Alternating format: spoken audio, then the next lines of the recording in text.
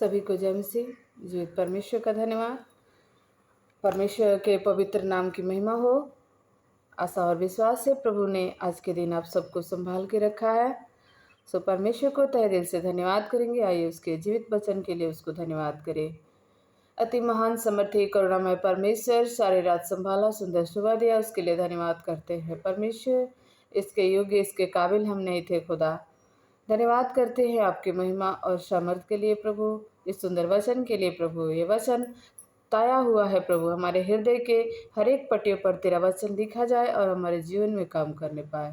यीशु आज हम प्रार्थना करते हैं, हर एक सुनने वाले भाई बहन के जीवन में भी काम कीजिए प्रभु यीशु। उनके जीवन के जरूरतों को आप जानते हैं खुदा, इसलिए प्रार्थना करते हैं सबके हृदय को छुए और सहायता कीजिए। यीशु मसीह के नाम में प्रार्थना मांगते हैं, आमीन आमीन हालेलुया। आइए परमेश्वर के एक वचन को देखेंगे। खुदावन आज के दिन हमसे क्या कहते हैं।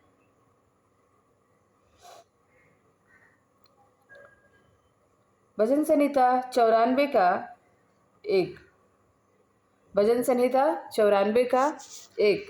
परमेश्वर क्या कहते हैं। हे यहोवा बदला लेने वाले परमेश्वर, हे बदला लेने वाले परमेश्वर, अपना तेज दिखा। परमेश्वर का वचन कहता है, जब हम व्याकुल होते हैं अपने परिस्थितियों से, अपने ऊपर आने वाले सताव से, तो हम प्रार्थना करते हैं, हम गिड़गिड़ाते हैं परमेश्वर के समक्ष और कहते हैं, हे खुदा क्या कर, हम पर अनुग्रह कर और हमें जो सता रहे हैं, हमें जो परेशान कर रहे हैं, उनका क्या कर, बदला ले। कैसे कहते हैं, हे यहोवा, हे बदला लेने वाले परमेश्वर।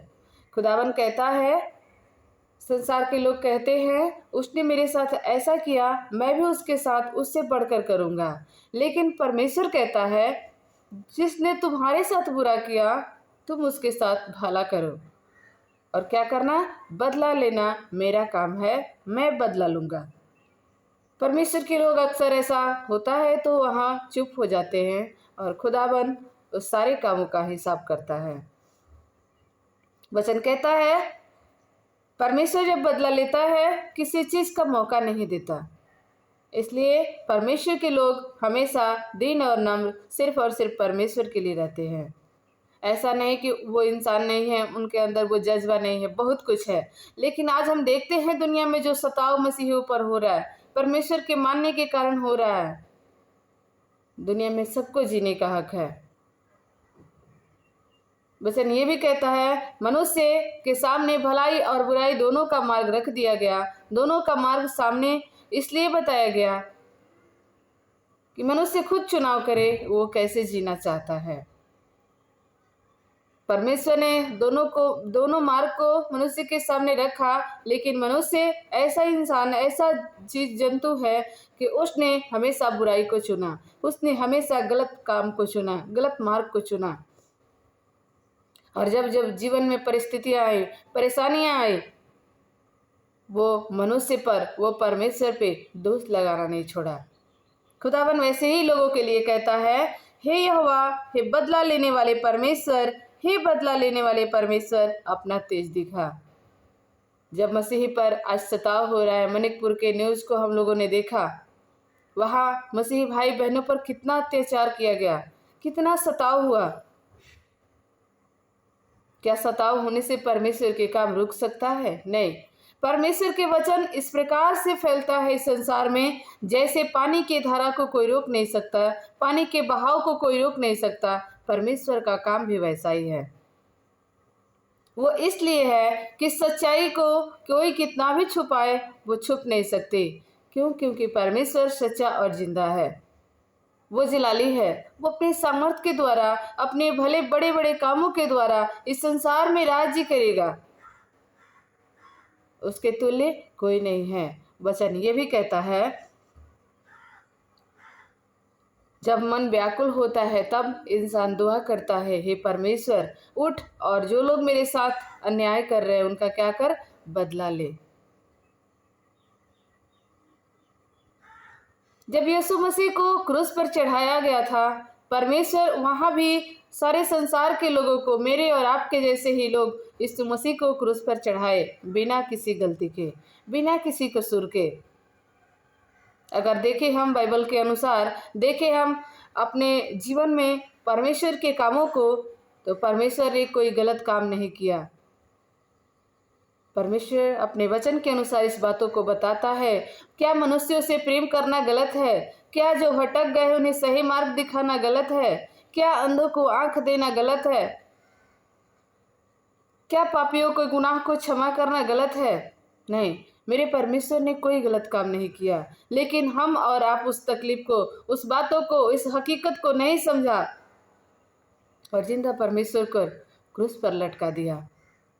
हाथ पैर में कील ठोक दिए, सिर पे काट के ताज पहना दिए। लेकिन मेरा खुदा तब भी हमसे प्रेम करता रहा, तब भी हमारे लिए आंसू बहाता रहा। उसने उस क्रूस पर लटका जाने के बाद एक ही चीज बोला, हे मेरे परमेश्वर, क्या कर, इन्हें क्षमा कर, ये नहीं जानते कि ये क्या करते हैं। हम उसी परमेश्वर के संतान हैं, हम उसी परमेश्वर के पीछे चलने वाले लोग हैं। खुदावन का धन्यवाद। परमेश्वर इस वचन से आप सबको आशीष करे। हम और क्या बताएं, मेरे खुदा की बड़ाई में जितना शब्द बोले कम है, क्योंकि वो दयालु परमेश्वर है। वो चुप रहकर अपने लोगों पर दया करने वाला, तरस खाने वाला और तमाम आशीषों को उड़ेलने वाला खुदा है।